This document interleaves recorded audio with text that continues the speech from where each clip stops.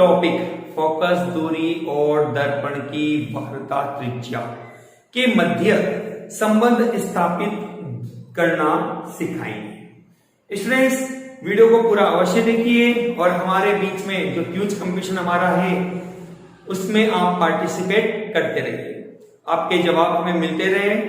आप लगभग सभी स्टूडेंट्स सही जवाब दे भी रहे हैं और आशा है कि आप इसी तरह सही जवाब और भी आगे देते रहे।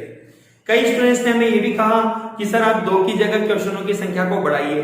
बिल्कुल बढ़ाएंगे, थोड़ा समय रुकिए आप। ठीक है स्टूडेंट्स, चलिए आज हम हमारे इस वीडियो में दर्पण के लिए फोकस दूरी और वक्रता त्रिज्या आर में संबंध हम स्थापित करते हैं।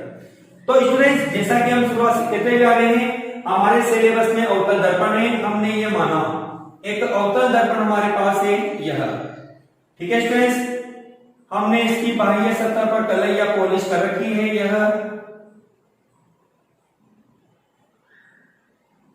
यह आपके पास इस दर्पण का मध्य बिंदु जिसे हम ध्रुव के नाम से जानते हैं। स्टूडेंट्स, यह आपके पास है परावर्तक तल और आपके द्वारा यह कलई या पॉलिश की जाती है। Polish, okay. हमने एक प्रकाश किरण को इस दर्पण की मुख्य अक्ष के समांतर आपतित किया।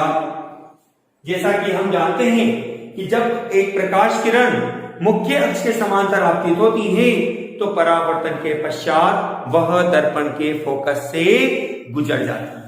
तो हमने कहा कि परावर्तन के पश्चात यह दर्पण के फोकस से गुजरती है।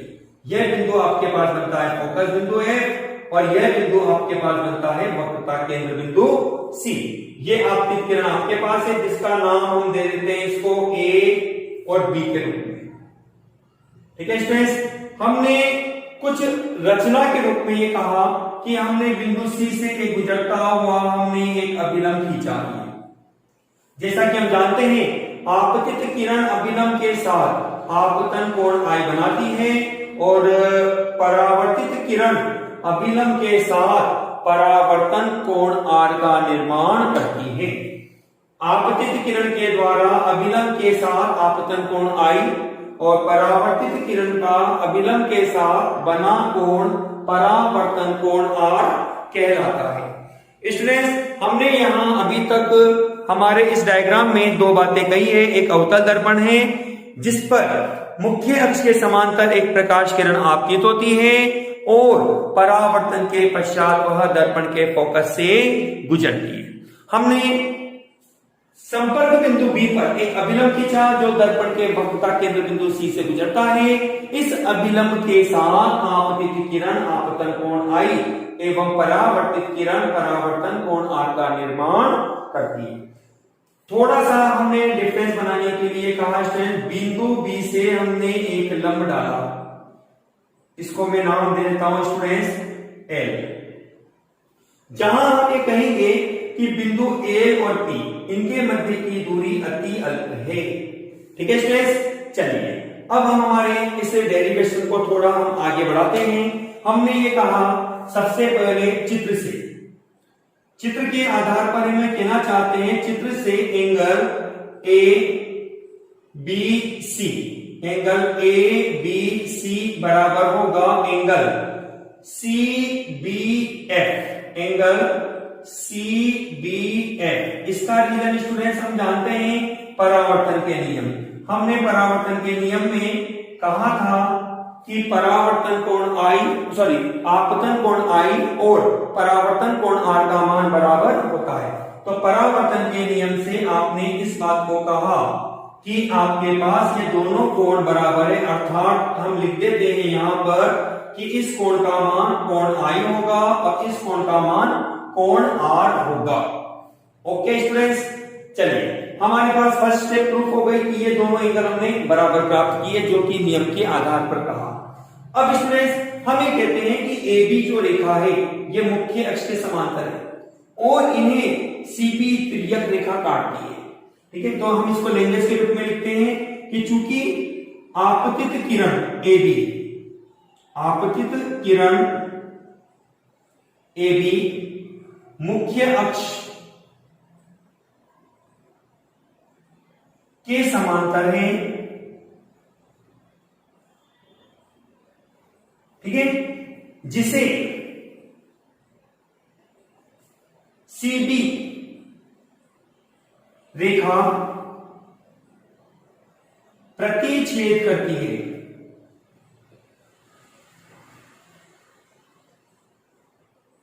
ओके स्टूडेंट्स, इस आधार पर स्टूडेंट्स हमें डायग्राम से दो महत्वपूर्ण चीजें प्राप्त होती है। मेरी बात को दोबारा से सुनिएगा। हमने कहा आपतित किरण जो है ए बी वो मुख्य अक्ष के समांतर है और जिसे सी बी रेखा प्रतिच्छेद करती है। तो ऐसी अवस्था में हमारे पास एंगल ए बी और सी, एंगल ए बी सी बराबर होगा angle B C F, angle B C F, क्योंकि यहां आपके पास ये कोण बनते हैं एकांतर कोण। ये रीजन आपके पास बनता है एकांतर कोण। अब ये एंगल आई है तो स्टूडेंट्स ये एंगल भी आपको आई प्राप्त होगा।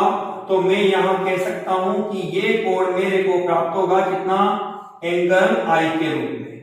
ठीक है स्टूडेंट्स, ये कोण आपको एंगल आई के रूप में प्राप्त होगा।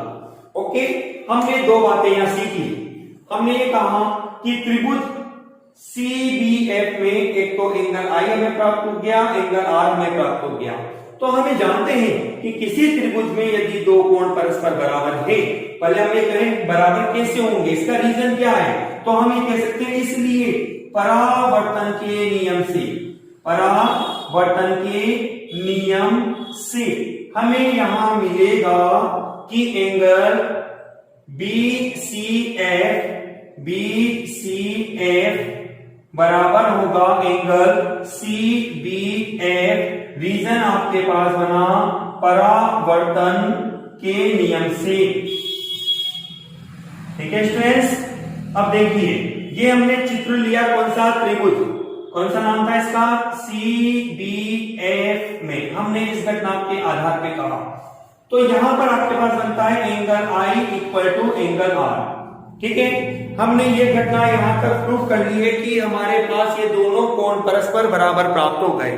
अब हम इस डेरिवेशन को आगे बढ़ाते हैं। हमारे पास इस त्रिभुज CBF में दो कोण परस्पर बराबर प्राप्त हो गए। तो हमने कहा कि चूंकि त्रिभुज CBF में दो कोण बराबर है, दो कोण बराबर है,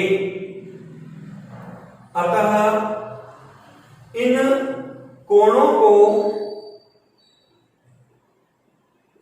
बनाने वाली भुजा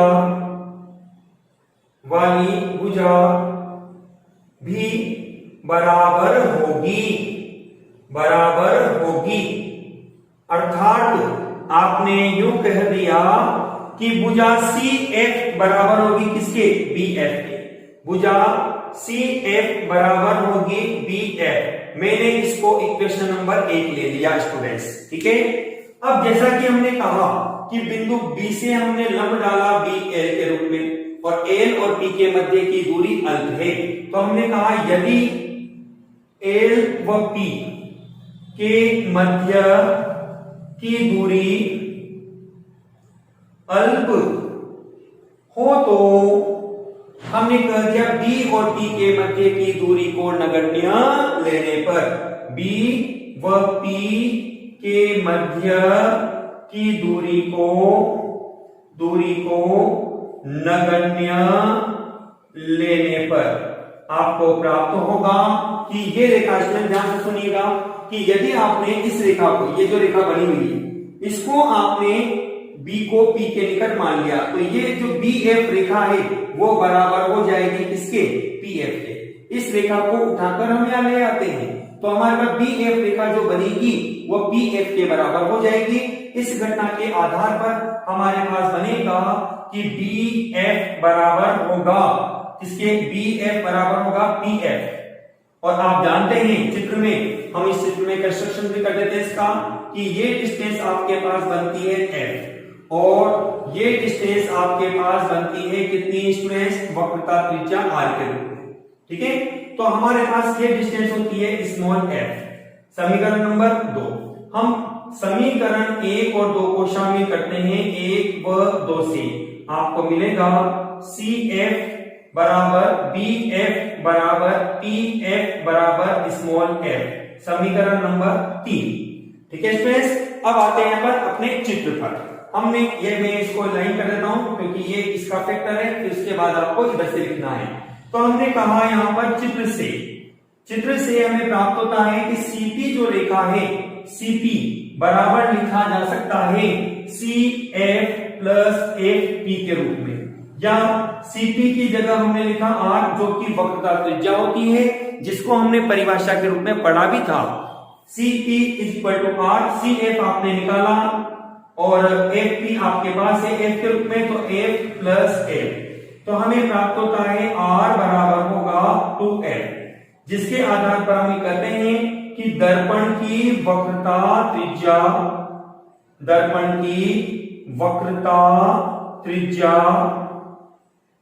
उसकी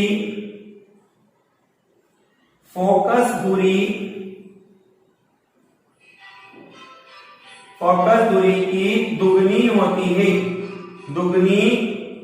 फोकस दूरी की दुगनी होती है। ओके स्टूडेंट, आप इसको यूं भी लिख सकते हैं, या करके मैंने लिखा F बराबर होगा R/2, जिसके आधार पर आप कह सकते हैं कि दर्पण की जो फोकस दूरी होती है वो वक्रता त्रिज्या की आधी होती है।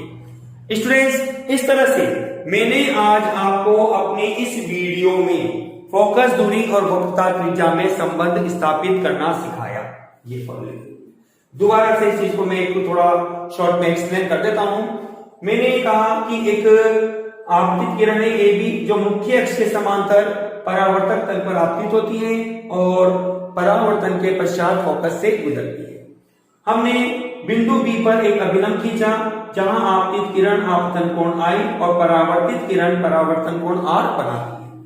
हमने परावर्तन के नियम के आधार पर यह लिखा कि एंगल ABC और एंगल CBF परस्पर बराबर होंगे, अर्थात एंगल I बराबर एंगल R। ठीक है स्टूडेंट्स, अब हम देखते हैं कि AB रेखा और मुख्य अक्ष परस्पर समांतर है। जब कोई इन्हें तिर्यक रेखा बीच में से प्रतिच्छेद करती है तो हम कहते हैं जेड बन गया सर, और जहां जेड बनता है वहां एकांतर कोण पाए जाते हैं और वो एकांतर कोण परस्पर बराबर होते हैं। तो इस आधार पर एंगल ABC बराबर होगा एंगल BCF के। ठीक है, हमने एंगल I को नाम दिया। अब आपके पास ये एंगल और ये एंगल, चूंकि इस त्रिभुज की बात कर रहा हूं मैं BCF की, ठीक है, तो इसमें ये दोनों कोण भी आपस में बराबर हो गए। और हम जानते हैं यदि किसी त्रिभुज में दो कोण बराबर होते हैं तो ऐसे त्रिभुज को समद्विबाहु त्रिभुज के नाम से जाना जाता है। ठीक है स्टूडेंट्स, तो हमने कहा कि समद्विबाहु त्रिभुज में इन कोणों को बनाने वाली भुजा जो कि है CF और BF, ये दोनों भी परस्पर क्या होगी, बराबर। ओके, तो हमने कहा CF बराबर BF बराबर समीकरण नंबर हमने 1 दे दिया। अब हम ये कहते हैं कि यदि इस बिंदु B को हम कहां ले आते हैं, P पर ले आते हैं, अर्थात ये रेखा BF रेखा बराबर हो जाती है किसके, PF रेखा की, जो कि लंबाई में किसके बराबर है, F के बराबर, फोकस दूरी के बराबर। तो इस आधार पर हम कहेंगे BF बराबर PF बराबर F।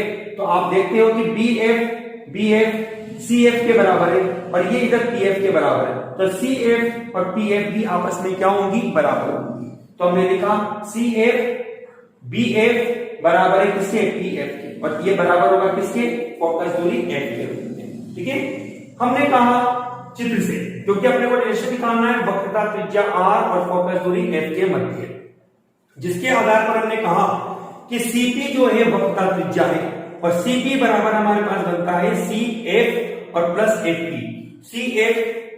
CP बराबर CF प्लस FP, CP की वैल्यू है R और CF की वैल्यू है F plus F is equal to 2F, जिसके आधार पर हमने कहा कि दर्पण की वक्रता त्रिज्या फोकस दूरी की दुगनी होती है, या आप इसको यूं भी कह सकते हैं, मैंने नेक्स्ट लाइन में लिखा भी है कि दर्पण की फोकस दूरी उसकी वक्रता त्रिज्या की आधी होती है। स्टूडेंट्स, इस तरह से मैंने आपको किसी दर्पण के लिए फोकस दूरी और वक्रता त्रिज्या में संबंध ज्ञात करना सिखाया। स्टूडेंट, हमारे आज के थ्योरी टॉपिक्स का क्वेश्चन हमारे पास है, अवतल दर्पण की वक्रता त्रिज्या 20 सेंटीमीटर है, तो फोकस दूरी क्या होगी? दूरी क्या होगी? ओके स्टूडेंट्स, आंसर लिखते हैं इसका अपन। पहले ध्यान दीजिए, आपको दर्पण जो दिया गया है इसके द्वारा वो अवतल दर्पण है, ध्यान देना। तो अपन ये कहेंगे वक्रता त्रिज्या r बराबर 20 सेंटीमीटर। अब चूंकि अवतल दर्पण है, आप जानते हैं माइनस का साइन आएगा, जैसा मैंने आपको अभी अभी कहा भी है कि अवतल दर्पण के लिए फोकस दूरी ऋणात्मक होती है, तो वक्रता त्रिज्या भी नेगेटिव के रूप में आपको प्राप्त होगी। आप चाहो तो माइनस चिन्ह यहां मत लो, फोकस दूरी में लगा दो, कोई दिक्कत नहीं है। हम जानते हैं r बराबर होगा 2f, तो आपको बनता है f बराबर होगा r/2, मतलब कि f इज इक्वल होगा माइनस के 20/2, या f बराबर बनेगा माइनस के 10 सेंटीमीटर। स्टूडेंट्स, ये अपने पास इस एक छोटे से सवाल का जो आपके माध्यमिक बोर्ड एग्जाम 2016 में पहला ही सवाल था आपके पेपर का, जिसमें पूछा गया था स्टूडेंट्स। ठीक है स्टूडेंट्स, इस तरह से मैंने आपको एक क्विज के रूप में 3 सवालों का सॉल्यूशन और साथ के साथ मैंने आपको जो टॉपिक आज हमने पढ़ाया है उस टॉपिक से संबंधित एक सवाल मैंने आपको पूरा करवाया है। टॉपिक फोकस दूरी और दर्पण की वक्रता त्रिज्या के मध्य संबंध स्थापित करना सिखाएंगे। स्टूडेंट्स, वीडियो को पूरा अवश्य देखिए और हमारे बीच में जो क्विज कंपटीशन हमारा है उसमें आप पार्टिसिपेट करते रहिए, आपके जवाब हमें मिलते रहे। आप लगभग सभी स्टूडेंट्स सही जवाब दे भी रहे हैं और आशा है कि आप इसी तरह सही जवाब और भी आगे देते रहे। कई स्टूडेंट्स ने हमें ये भी कहा कि सर आप 2 की जगह क्वेश्चनों की संख्या को बढ़ाइए। बिल्कुल बढ़ाएंगे, थोड़ा समय रुकिए आप। ठीक है स्टूडेंट्स, चलिए आज हम हमारे इस वीडियो में दर्पण के लिए फोकस दूरी और वक्रता त्रिज्या r में संबंध हम स्थापित करते हैं। तो स्टूडेंट्स, जैसा कि हम शुरुआत से कहते जा रहे हैं, हमारे सिलेबस में अवतल दर्पण है, हमने ये माना एक अवतल दर्पण हमारे पास है यह। ठीक है स्टूडेंट्स, हमने इसकी बाह्य सतह पर कलई या पॉलिश कर रखी है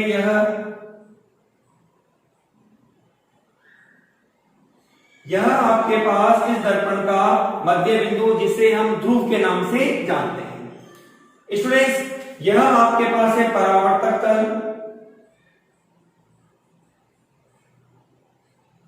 और आपके द्वारा यह कलई या पॉलिश की जाती है। Polish, okay. हमने एक प्रकाश किरण को इस दर्पण की मुख्य अक्ष के समांतर आपतित किया। जैसा कि हम जानते हैं कि जब एक प्रकाश किरण मुख्य अक्ष के समांतर आपतित होती है तो परावर्तन के पश्चात वह दर्पण के फोकस से गुजर जाती है।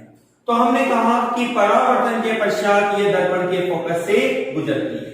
यह बिंदु आपके पास बनता है फोकस बिंदु है और यह बिंदु आपके पास बनता है वक्रता केंद्र बिंदु C।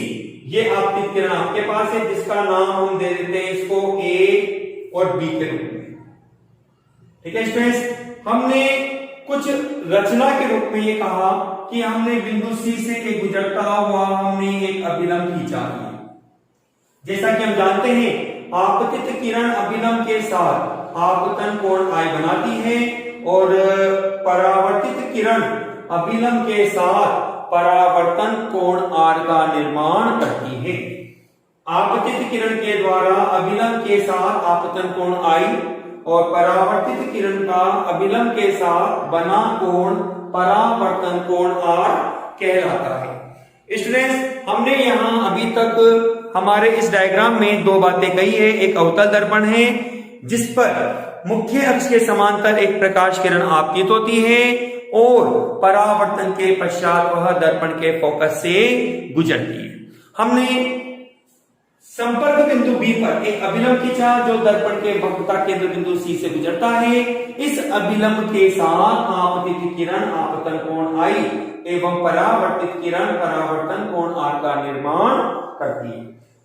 थोड़ा सा हमने डिफरेंस बनाने के लिए कहा स्टूडेंट, बिंदु बी से हमने एक लंब डाला, इसको मैं नाम दे देता हूं स्टूडेंट्स एल। जहां हम ये कहेंगे कि बिंदु ए और पी इनके मध्य की दूरी अति अल्प है। ठीक है स्टूडेंट्स, चलिए अब हम हमारे इस डेरिवेशन को थोड़ा हम आगे बढ़ाते हैं। हमने ये कहा सबसे पहले चित्र के आधार पर हमें कहना चाहते हैं, चित्र से angle A B C, angle A B C बराबर होगा angle C B F, angle C B F. इसका रीजन स्टूडेंट्स हम जानते हैं परावर्तन के नियम। हमने परावर्तन के नियम में कहा था कि परावर्तन कोण आपतन कोण आई और परावर्तन कोण आर का मान बराबर होता है। तो परावर्तन के नियम से आपने इस बात को कहा कि आपके पास ये दोनों कोण बराबर है, अर्थात हम लिख देते हैं यहां पर कि इस कोण का मान कोण आई होगा और इस कोण का मान कोण आर होगा। ओके स्टूडेंट्स, चलिए हमारे पास फर्स्ट स्टेप प्रूफ हो गई कि ये दोनों एंगल हमने बराबर प्राप्त किए, जो कि नियम के आधार पर कहा। अब स्टूडेंट्स हम ये कहते हैं कि ए बी जो रेखा है ये मुख्य अक्ष के समांतर है और इन्हें सीबी तिर्यक रेखा काटती है। ठीक है, तो हम इसको लेंगेज के रूप में लिखते हैं कि चूंकि आपतित किरण ए बी, आपतित किरण ए बी मुख्य अक्ष के समांतर है। ठीक है, जिसे सीबी रेखा प्रतिच्छेद करती है।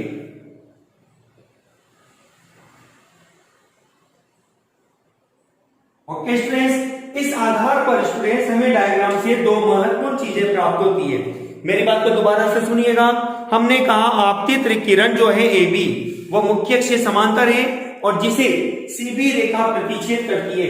तो ऐसी अवस्था में हमारे पास एंगल ए बी और सी, एंगल ए बी सी बराबर होगा angle B C F, angle B C F, क्योंकि यहां आपके पास ये कोण बनते हैं एकांतर कोण। ये रीजन आपके पास बनता है एकांतर कोण। अब ये एंगल आई है तो स्टूडेंट्स ये एंगल भी आपको आई प्राप्त होगा। तो मैं यहां कह सकता हूं कि ये कोण मेरे को प्राप्त होगा कितना, एंगल आई के रूप में। ठीक है स्टूडेंट्स, ये कोण आपको एंगल आई के रूप में प्राप्त होगा। ओके, हमने दो बातें यहां सीखी। हमने ये कहा कि त्रिभुज CBF में एक तो एंगल आई हमें प्राप्त हो गया, एंगल आर हमें प्राप्त हो गया। तो हमें जानते हैं कि किसी त्रिभुज में यदि दो कोण परस्पर बराबर है, पहले हम ये कहें बराबर कैसे होंगे, इसका रीजन क्या है। तो हम ये कह सकते हैं इसलिए परावर्तन के नियम से, परावर्तन के नियम से हमें यहां मिलेगा कि एंगल BCF बराबर होगा एंगल CBF। रीजन आपके पास बना परावर्तन के नियम से। ठीक है स्टूडेंट्स, अब देखिए ये हमने चित्र लिया कौन सा, त्रिभुज, कौन सा नाम था इसका, CBF में हमने इस घटना के आधार पे कहा। तो यहां पर आपके पास बनता है angle I equal to angle R। ठीक है, हमने ये घटना यहां तक प्रूव कर ली है कि हमारे पास ये दोनों कोण परस्पर बराबर प्राप्त हो गए। अब हम इस डेरिवेशन को आगे बढ़ाते हैं। हमारे पास इस त्रिभुज CBF में दो कोण परस्पर बराबर प्राप्त हो गए।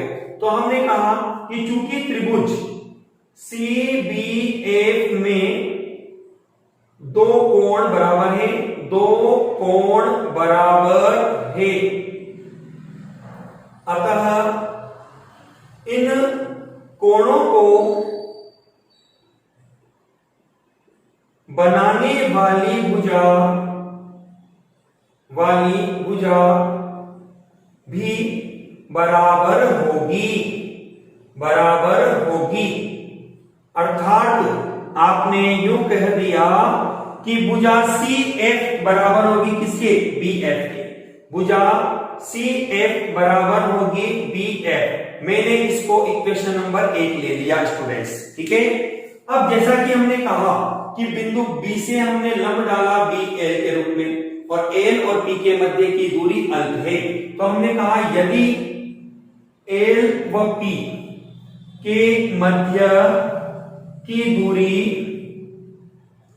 अल्प हो तो हमने कह दिया B और P के मध्य की दूरी को नगण्य लेने पर, B व P के मध्य की दूरी को नगण्य लेने पर आपको प्राप्त होगा कि ये रेखा, इसमें ध्यान से सुनिएगा कि यदि आपने इस रेखा को, ये जो रेखा बनी हुई है, इसको आपने B को P के निकट मान लिया, तो ये जो BF रेखा है वो बराबर हो जाएगी किसके? PF के। इस रेखा को उठाकर हम यहां ले आते हैं, तो हमारे पास BF रेखा जो बनेगी वो PF के बराबर हो जाएगी। इस घटना के आधार पर हमारे पास बनेगा कि BF बराबर होगा किसके? BF बराबर होगा PF। और आप जानते हैं चित्र में, हम इस चित्र में कंस्ट्रक्शन भी कर देते हैं इसका, कि ये डिस्टेंस आपके पास बनती है F, और ये डिस्टेंस आपके पास बनती है कितनी स्टूडेंट्स? वक्रता त्रिज्या R के रूप में, ठीक है। तो हमारे पास ये डिस्टेंस होती है स्मॉल f। समीकरण नंबर 2, हम समीकरण 1 और 2 को शामिल करते हैं 1 व 2 से, आपको मिलेगा CF बराबर BF बराबर PF बराबर स्मॉल f। समीकरण नंबर 3, ठीक है स्टूडेंट्स। अब आते हैं पर अपने चित्र पर। हमने ये, मैं इसको लाइन कर देता हूं क्योंकि ये इसका फैक्टर है, फिर उसके बाद आपको इधर से लिखना है। तो हमने कहा यहां पर चित्र से हमें प्राप्त होता है कि CP जो रेखा है, CP बराबर लिखा जा सकता है CF प्लस FP के रूप में, या CP की जगह हमने लिखा R जो कि वक्रता त्रिज्या होती है, जिसको हमने परिभाषा के रूप में पढ़ा भी था। CP equal to R, CF आपने निकाला और FP आपके पास है F के रूप में, तो F प्लस F, तो हमें प्राप्त होता है R बराबर होगा 2F, जिसके आधार पर हम कहते हैं कि दर्पण की वक्रता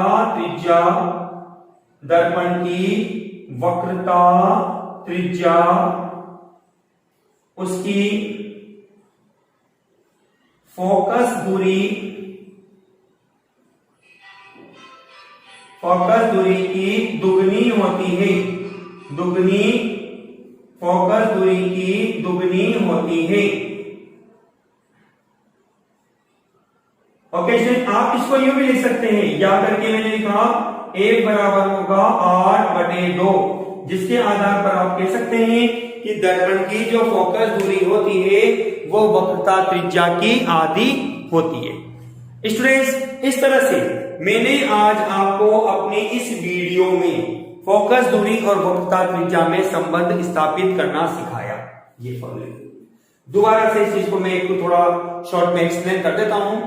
मैंने कहा कि एक आपतित किरण है AB जो मुख्य अक्ष के समांतर परावर्तक तल पर आपतित होती है और परावर्तन के पश्चात फोकस से गुजरती है। हमने बिंदु B पर एक अभिलंब खींचा जहां आपतित किरण आपतन कोण I और परावर्तित किरण परावर्तन कोण R बनाती है। हमने परावर्तन के नियम के आधार पर यह लिखा कि एंगल ABC और एंगल CBF परस्पर बराबर होंगे, अर्थात एंगल I बराबर एंगल R। ठीक है स्टूडेंट्स, अब हम देखते हैं कि AB रेखा और मुख्य अक्ष परस्पर समांतर है। जब कोई इन्हें तिर्यक रेखा बीच में से प्रतिच्छेद करती है तो हम कहते हैं जेड बन गया सर, और जहां जेड बनता है वहां एकांतर कोण पाए जाते हैं और वो एकांतर कोण परस्पर बराबर होते हैं। तो इस आधार पर एंगल ABC बराबर होगा एंगल BCF के। ठीक है, हमने एंगल I इसको नाम दिया। अब आपके पास ये एंगल और ये एंगल, चूंकि इस त्रिभुज की बात कर रहा हूं मैं BCF की, ठीक है। तो इसमें ये दोनों कोण भी आपस में बराबर हो गए, और हम जानते हैं यदि किसी त्रिभुज में दो कोण बराबर होते हैं तो ऐसे त्रिभुज को समद्विबाहु त्रिभुज के नाम से जाना जाता है। ठीक है स्टूडेंट्स, तो हमने कहा कि समद्विबाहु त्रिभुज में इन कोणों को बनाने वाली भुजा जो कि है CF और BF, ये दोनों भी परस्पर क्या होगी, बराबर। ओके, तो हमने कहा CF बराबर BF बराबर, समीकरण नंबर हमने 1 दे दिया। अब हम ये कहते हैं कि यदि इस बिंदु B को हम कहां ले आते हैं, P पर ले आते हैं, अर्थात ये रेखा BF रेखा बराबर हो जाती है किसके, PF रेखा के, जो कि लंबाई में किसके बराबर है, F के बराबर, फोकस दूरी के बराबर। तो इस आधार पर हम कहेंगे BF बराबर PF बराबर F, तो आप देखते हो कि BF CF के बराबर है और ये इधर PF के बराबर है, तो CF और PF भी आपस में क्या होंगी, बराबर होंगी। तो हमने लिखा CF BF बराबर है किसके, PF के, और ये बराबर होगा किसके, फोकस दूरी F के रूप में। ठीक है, हमने कहा चित्र से, क्योंकि अपने को रिलेशन निकालना है वक्रता त्रिज्या R और फोकस दूरी F के मध्य, जिसके आधार पर हमने कहा कि CP जो है वक्रता त्रिज्या है, और CP बराबर हमारे पास बनता है CF और प्लस FP। CP बराबर CF प्लस FP, CP की वैल्यू है R और CF की वैल्यू है F plus F is equal to 2F, जिसके आधार पर हमने कहा कि दर्पण की वक्रता त्रिज्या फोकस दूरी की दुगनी होती है, या आप इसको यूं भी कह सकते हैं, मैंने नेक्स्ट लाइन में लिखा भी है कि दर्पण की फोकस दूरी उसकी वक्रता त्रिज्या की आधी होती है। स्टूडेंट्स, इस तरह से मैंने आपको किसी दर्पण के लिए फोकस दूरी और वक्रता त्रिज्या में संबंध ज्ञात करना सिखाया। स्टूडेंट्स, कल मेरे पास हमारी जो वीडियो से संबंधित सवाल थे, जिसमें कुछ सवाल मेरे द्वारा पूछे गए थे, मैं उसका सॉल्यूशन आपको बताता हूं और फिर मैं इस टॉपिक से संबंधित कुछ न्यूमेरिकल क्वेश्चन आपको बताता हूं। देखिए स्टूडेंट्स,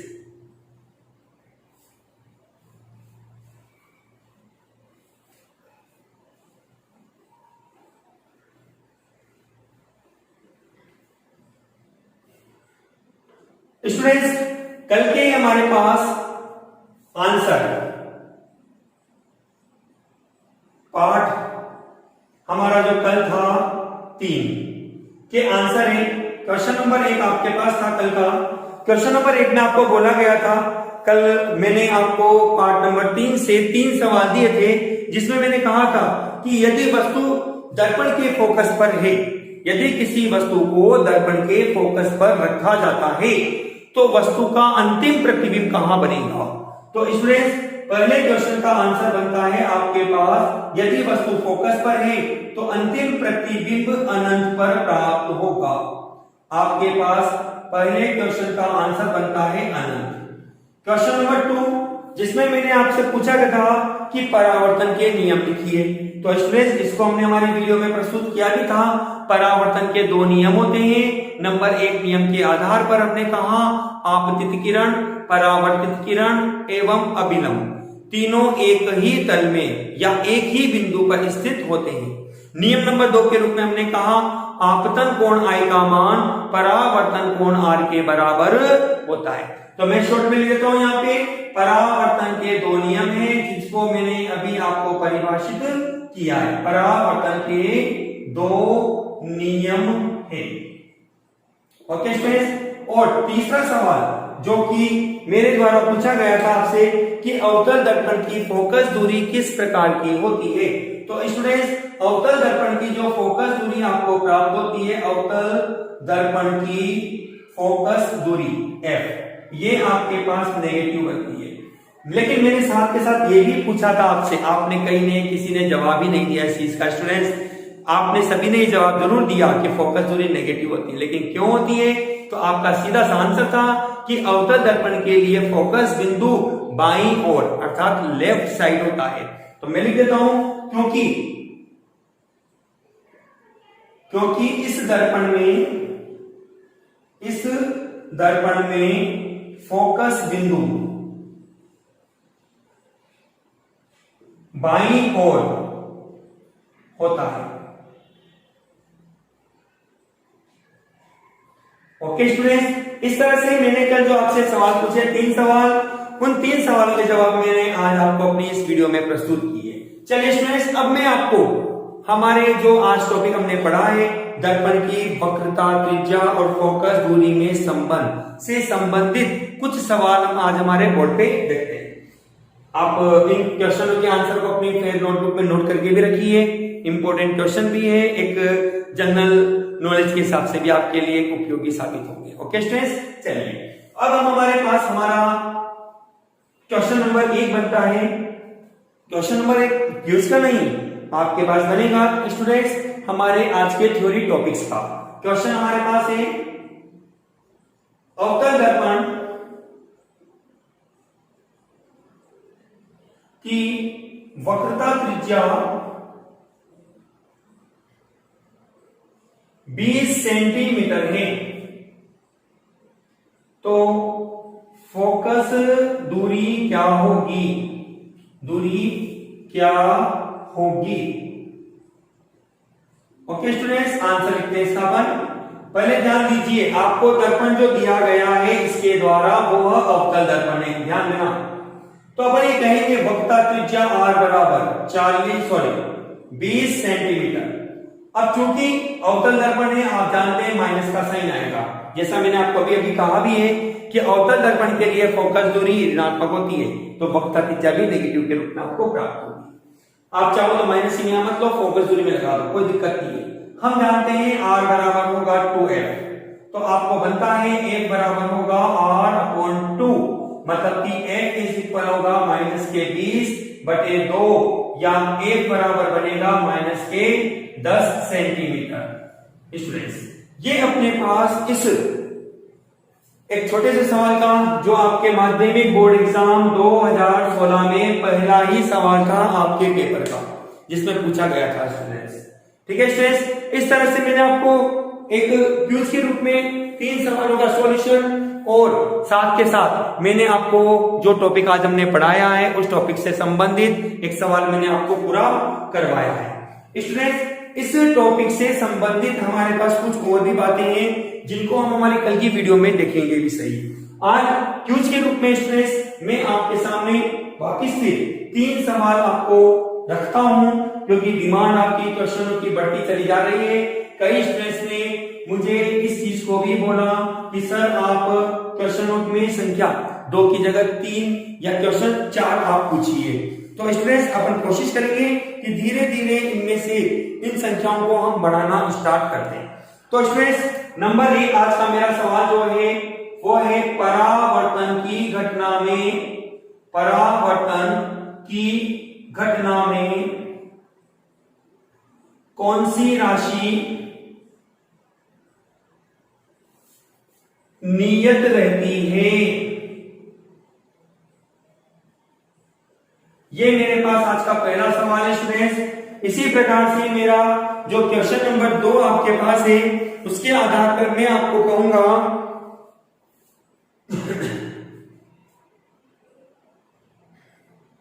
अवतल दर्पण द्वारा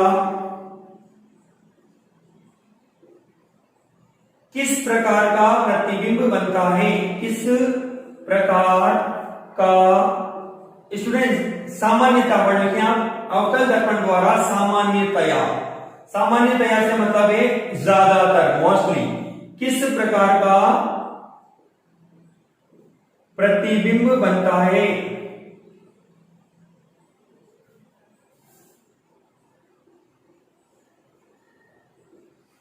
और स्टूडेंट्स, क्वेश्चन नंबर 3 आपके पास बनता है जिसके आधार पर हम ये कहेंगे यहां पर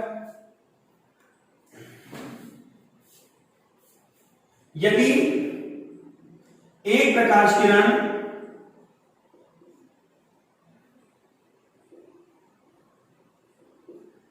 समतल दर्पण पर लंबवत आपतित